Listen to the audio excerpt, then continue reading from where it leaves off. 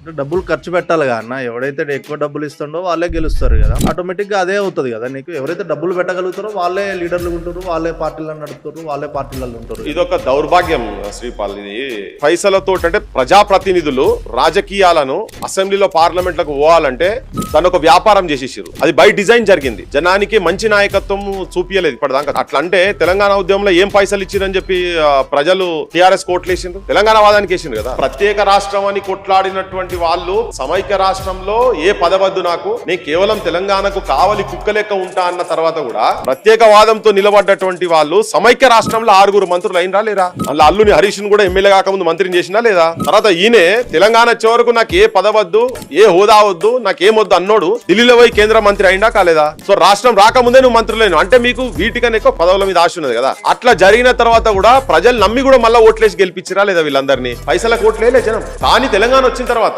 నాది ఫక్త్ రాజకీయ పార్టీ అని చెప్పి తెలంగాణ అస్తిత్వాన్ని పొందబెట్టింది కదా.